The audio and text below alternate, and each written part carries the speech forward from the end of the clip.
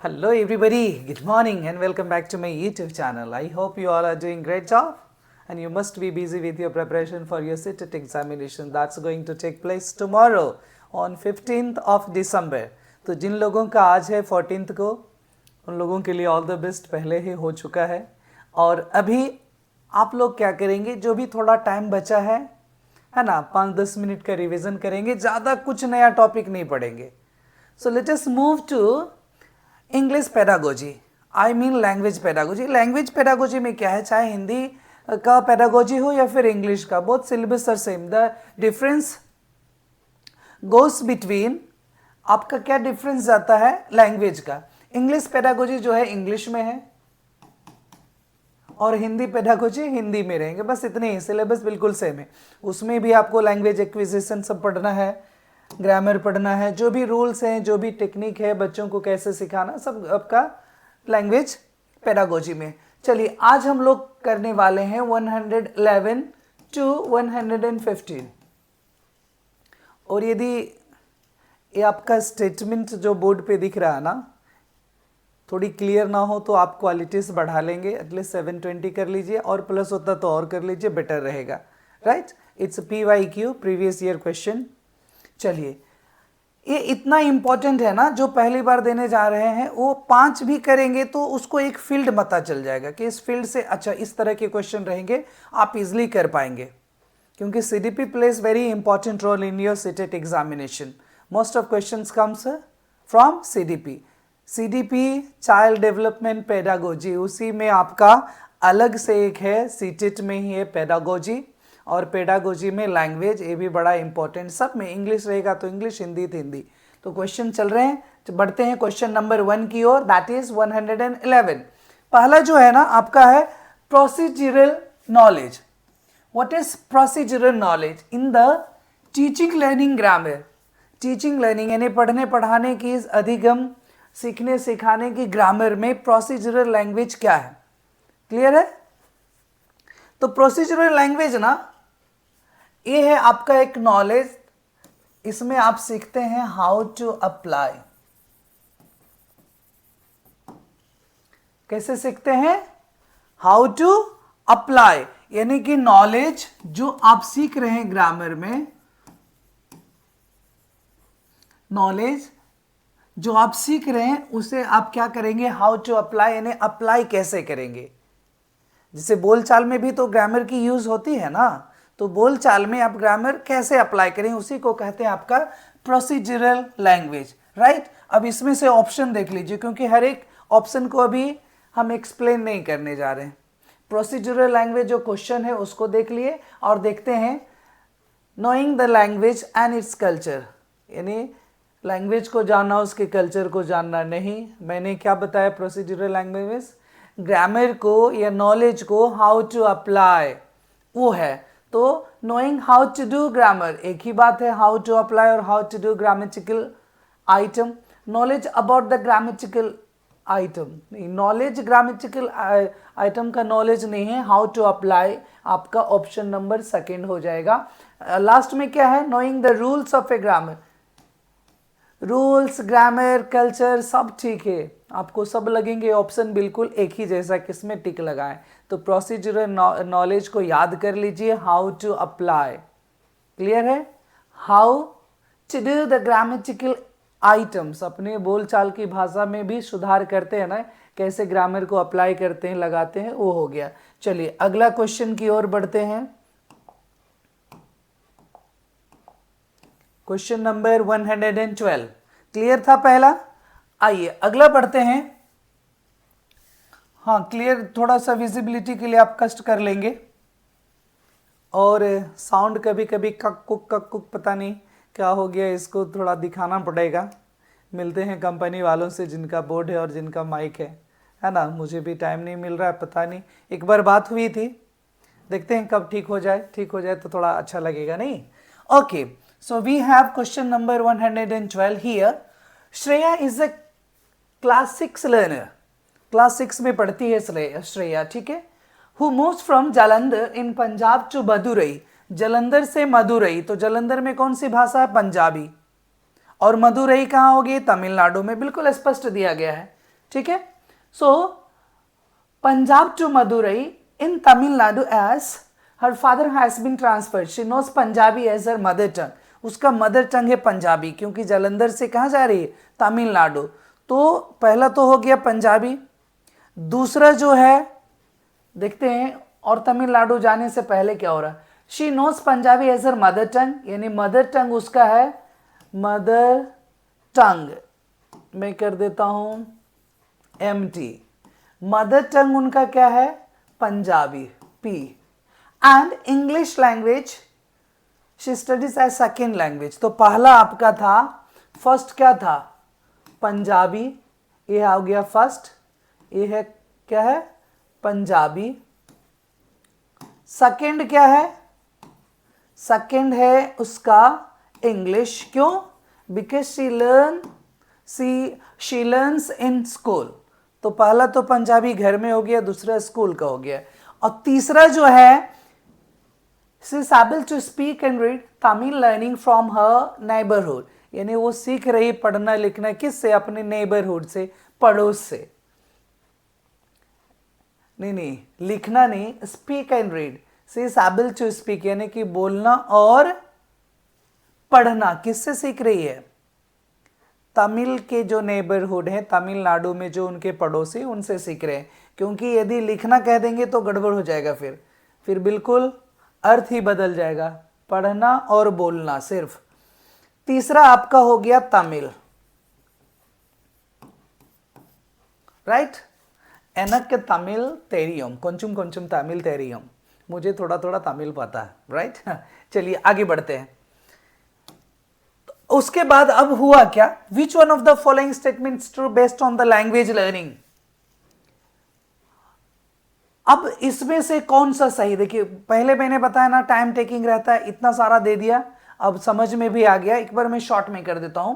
श्रेया 6 में पढ़ती है, पंजाबी से लेकर के तमिलनाडु में पहुंचती है, जिसका सेकेंड लैंग्वेज जो है इंग्लिश है। स्कूल में पहला मदर टंग पंजाबी, और स्कूल में आपका इंग्लिश है, और फिर तमिलनाडु में जाती है तो तमिल अपने पड़ोसियों से सीखते, बस यही बात है।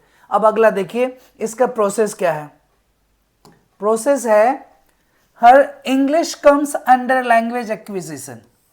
इंग्लिश जो है लैंग्वेज एक्विजिशन में आया। लैंग्वेज एक्विजिशन क्या होता है, भाषा अर्जन।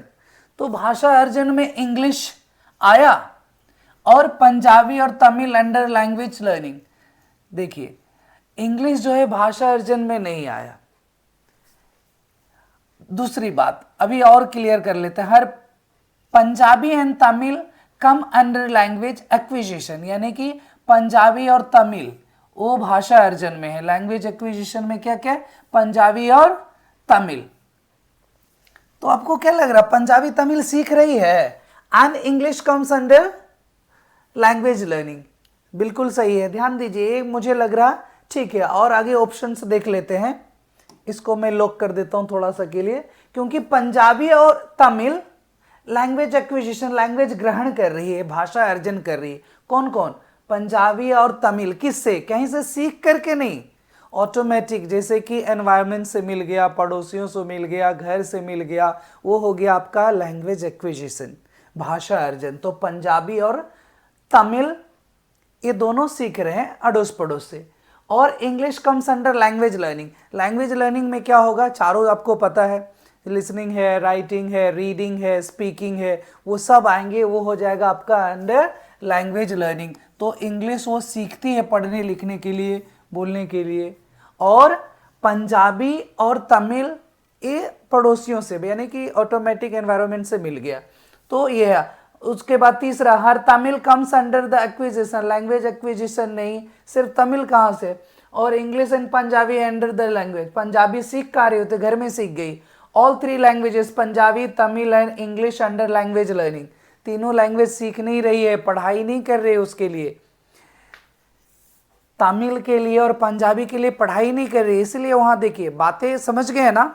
तो आपका सही ऑप्शन क्या हो गया, ऑप्शन नंबर 2, यानी पंजाबी और तमिल लैंग्वेज एक्विजिशन है, भाषा अर्जन है, जो कि अपने पड़ोसियों से, अपने एनवायरनमेंट से, वातावरण से सीख लिया। और लैंग्वेज लर्निंग में क्या था उसका, इंग्लिश। तो ऑप्शन नंबर 2। देखिए इस तरह से 100% क्वेश्चन रहेंगे। अब थोड़ा ज़्यादा हो गया नहीं, इसको मैं थोड़ा शॉर्ट करता हूँ. Next question number 13.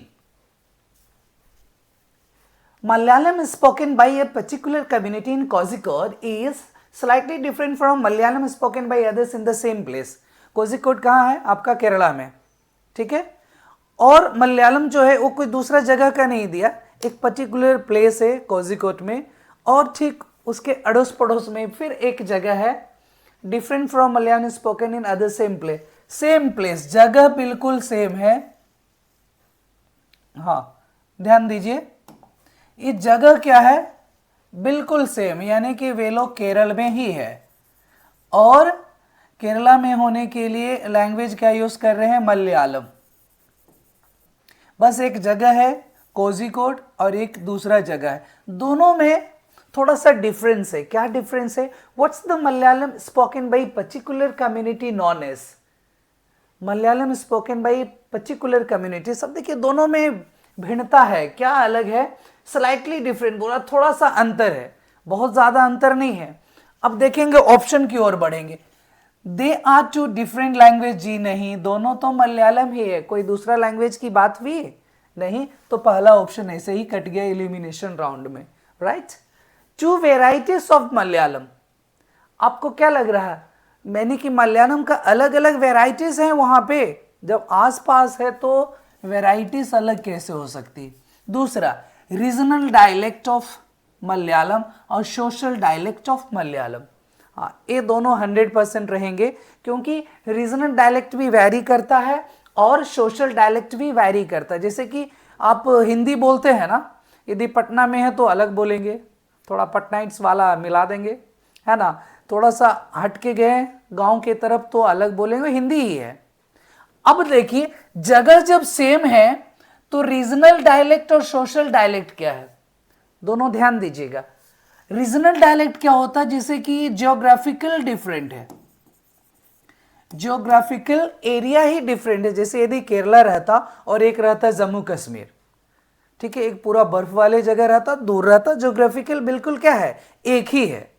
जमीन धरती दोनों की एक ही है, अड़ोस पड़ोस ही है, तो रीजनल डायलेक्ट अलग नहीं हुआ.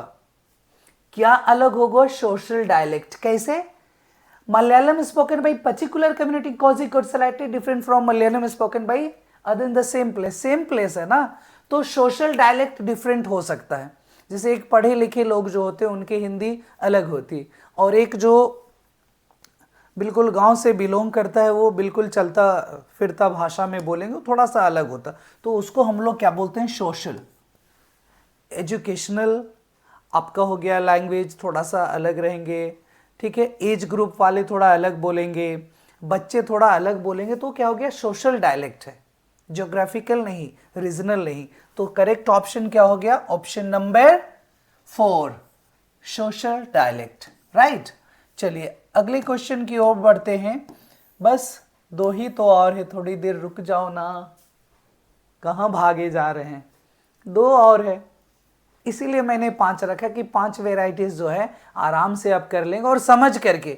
5 यदि टिक लगाना रहे ना तो मुश्किल से 2 मिनट भी नहीं लगेंगे. क्वेश्चन पढ़ा, टिक मारा, क्वेश्चन पढ़ा, लेकिन इससे फायदा क्या होगा? मैं चाह रहा हूं कि 5 हो ना आपके 50 क्या 500 के बराबर हो.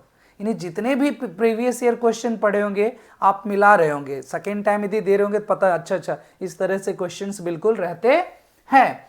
देखिए, okay, so here we have the question number 114, यानी कि हमारा 4th पार्ट है.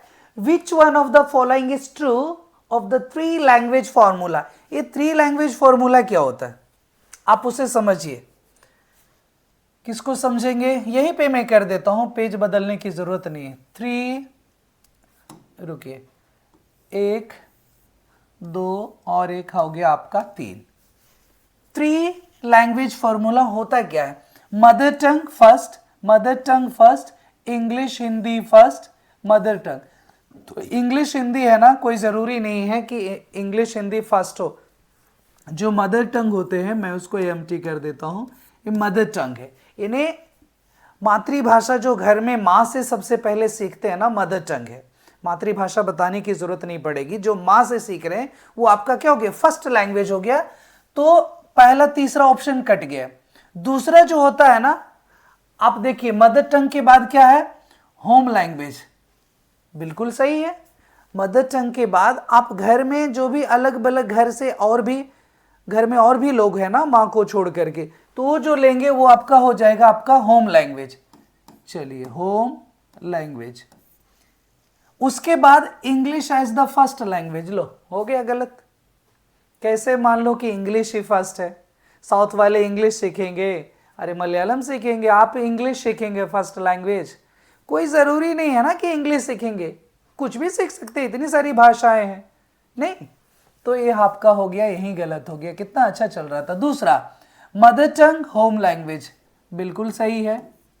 तीसरा देखते regional language as the first language, ये हो गया आपका रीजनल लैंग्वेज। अभी मैंने बताया ना आपको रीजनल लैंग्वेज क्या होता है, ये भी आपका एनवायरनमेंट ही होता है, ठीक है, आपके आसपास का ही है। भौगोलिक क्षेत्र जो है आपके आसपास का, दूर का रीजनल नहीं है, आपके क्षेत्रीय भाषा है, ठीक है। तो पहला मदर टंग, दूसरा आपका हो गया होम लैंग्वेज, घर में बोले जाने वाले और भी लोग बोलेंगे घर में, और तीसरा हो गया रीजनल लैंग्वेज, आपके क्षेत्र में जो बोली जाने वाले। ये आपका हो गया 3 लैंग्वेज फॉर्मूला। क्या क्लियर हो गया? मदर टंग माँ से सीखने के बाद आप घर में, घर के लोग आपको जो भी भाषा सिखा रहे हैं बोल रहे हैं वो ऑटोमेटिक सीखेंगे, और फिर रीजनल यानी कि जो आप क्षेत्र में, जिस क्षेत्र में रहते हैं वो सीखेंगे। तो है आपका 3 लैंग्वेज फॉर्मूला, राइट। तो ऑप्शन नंबर 2 सही है, देख लीजिए। इसमें देखिए दिया इंग्लिश, हिंदी गलत, मदर टंग सही, होम लैंग्वेज सही, हिंदी एज फर्स्ट लैंग्वेज ये भी गलत। जरूरी है हिंदी आपका फर्स्ट लैंग्वेज हो, ऐसा है? ऐसा तो नहीं लिखा हुआ कि आप यहाँ बिहार से हैं तो हिंदी बोलेंगे, मध्य प्रदेश से हैं तो हिंदी बोलेंगे, दिल्ली से है तो आप हिंदी बोलेंगे, ऐसा लिखा हुआ है? जगह नहीं ना। तो हिंदी और इंग्लिश वाला तो पहले ही काट दीजिएगा, बचेगा बीच में, ठीक है। अब बीच में 2 बचेंगे, एक हो गया आपका रीजनल लैंग्वेज और एक हो गया local language as first language. और यहाँ देखिए, यहाँ भी इंग्लिश कट गया, नहीं तो मैं अभी सोच रहा था तीसरा भी हो सकता है। तो आपका option number 2 is the correct option, right. Clear है? बिल्कुल। क्वालिटीज बढ़ा लीजिए, देख लीजिए, और इस तरह से 100% क्वेश्चन रहेंगे आपका। 3 लैंग्वेज फॉर्मूला हो गया। आगे बढ़ते हैं, ये आपका आखिरी क्वेश्चन है जो अभी हम लोग करने वाले हैं, राइट। उसके बाद आराम से रिलैक्स कीजिए और proper take your proper rest and be ready for your tomorrow's examination. और जो एग्ज़ाम देने वाले नहीं हैं, दे चुके हैं, और रिलैक्स कीजिए। कितना पढ़ेंगे, इतना भी नहीं पढ़ना है एक सेटेड एग्जाम के लिए, है ना। चलिए, okay. So following learning task was given to learners in different groups. Find out what's this vocabulary learning activity known as. ये वोकैबुलरी लर्निंग एक्टिविटी है, यानी कि शब्दावली है ना, शब्दार्थ है, आपको एक वर्ड मीनिंग वोकैबुलरी जो है उसको सीखने का एक एक्टिविटी दिया गया। देखिए क्या एक्टिविटी है ये, आपको पता करना है। जो घेरा हुआ है, सर्कल किया हुआ, कि फैमिली, रिलेशन, फिर फीलिंग, फिर व्हाट, ये जो है तीनों, फैमिली, रिलेशन, फीलिंग, बस यही तीनों, ये रेशियो प्रोपोर्शन नहीं है, बस यही है। फैमिली है तो रिलेशन है, रिलेशन में फैमिली है, फैमिली में रिलेशन, और उसमें फीलिंग्स है। इन्हें तीनों नहीं लग रहा आपको इंटरकनेक्टेड है? तो जब इंटरकनेक्टेड है तो वर्ड वेब बिल्कुल नहीं होगा। वर्ड वेब कैसे होता है? जैसे एक वर्ड आपको दे दिया गया, जिसे मैं यहां लिख देता हूं टेंस। अब मैं कह रहा हूं इससे रिलेटेड ना लिखिए, उसको बोलते हैं वर्ड वेब। वेब क्या होता है? मकड़ी का जाल। तो बीच में से जो मकड़ा है उसके टांगे ऐसे है, ठीक है, और ऐसे ऐसे ऐसे करके, जैसे वेजिटेबल्स का एक नाम दे दिया और आप लिख रहे हैं कॉलीफ्लावर, अनियन, टमेटो, पोटैटो, जो भी है, तो वैसे हो गया आपका वर्ड वेब। वैसे है नहीं ना। दूसरा है आपका थीमेटिक वोकैबुलरी। थीमेटिक वोकैबुलरी होता क्या है बताएंगे? थीमेटिक वोकैबुलरी क्या होता है? थीमेटिक जो है वर्ड है थीम से। किससे वर्ड है? थीम से। वोकैबुलरी तो सबको पता है, वर्ड्स दैट पर्सन नोस और uses, that's known as vocabulary. जो भी शब्द जानते हैं उसको यूज करते हैं, उसको ही वोकैबुलरी कहते हैं। ये देखिए, वैसे वोकैबुलरी का जो ये एक्टिविटी है ना, जो थीम पे बेस्ड है। कैसे बेस्ड है?